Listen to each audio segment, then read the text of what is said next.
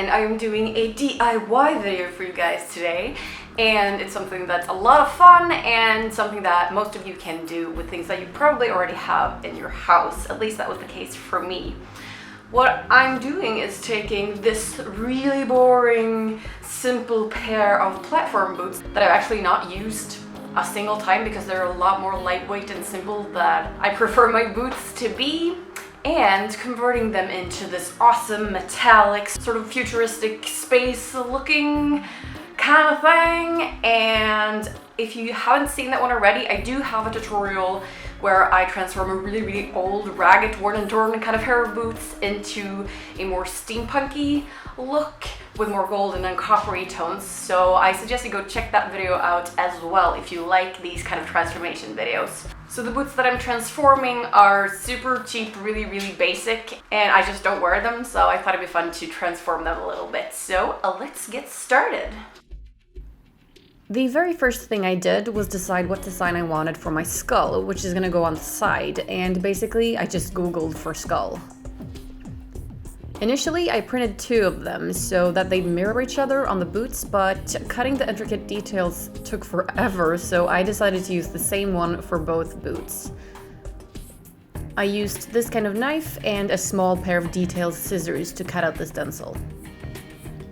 And as with a lot of the things that I do, I am not into things being clean or precise. I like things looking worn and torn, dirty and rough. That is just my aesthetic, no perfection.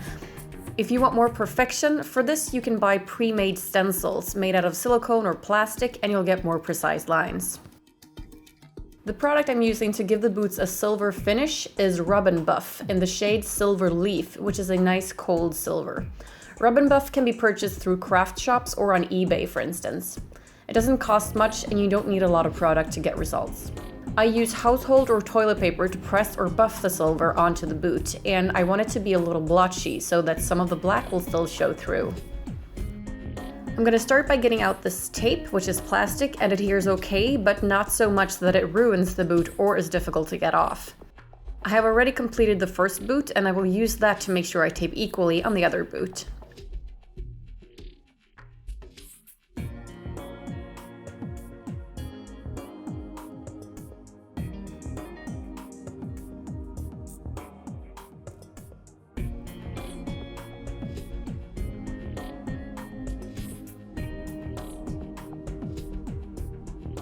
Next, I'm placing the skull stencil to match the placement on the other boot.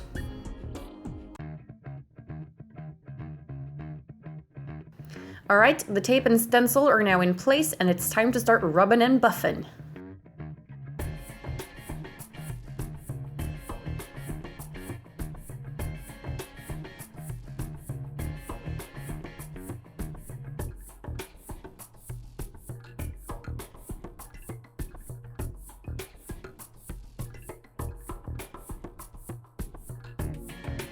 I am slightly getting the laces with a little bit of silver as well, just to roughen them up.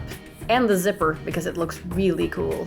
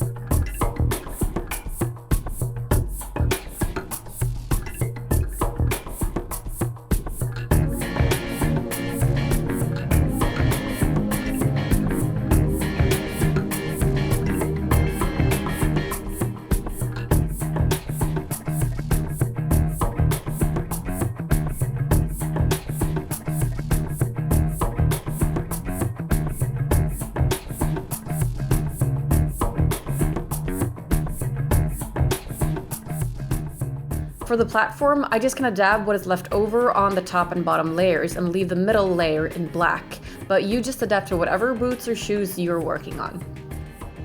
When the silver has had a couple of minutes to set, it's time for the fun part, removing the tape.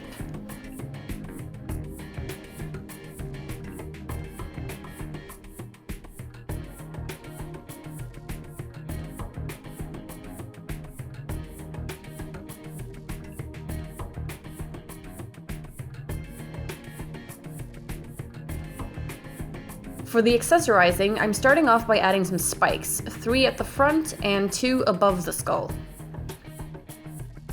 These boots are made from a really soft faux leather, so making the holes with a sharp small scissor is not a problem. Just make sure to use the right tool for your boots, because thicker materials will probably mean that you need more force.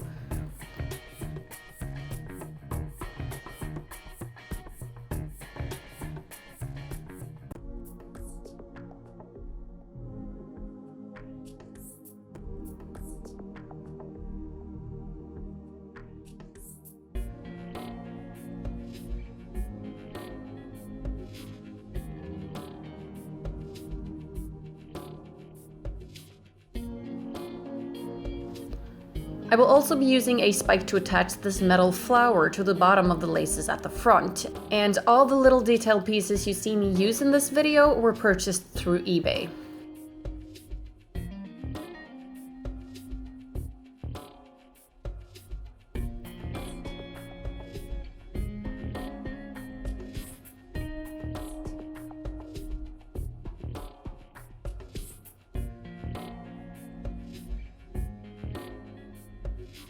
Next, I'm going to add this chain with tiny skull charms by attaching it to these 2 hooks.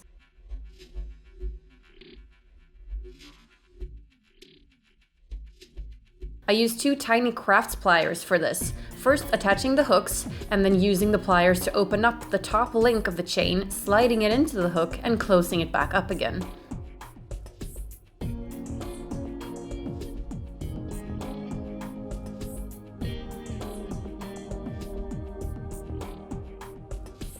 Then taking the chain around the back of the boot and attaching it in the same manner onto the other hook. The final step is attaching 3 items to the shoelaces. First, this big plastic but metallic looking button. I just really love buttons. I'm attaching that by pulling the laces through diagonally, creating an X in the middle of the button.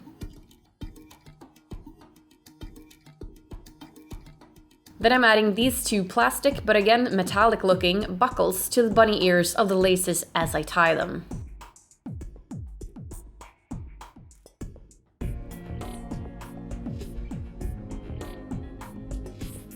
And then we are done!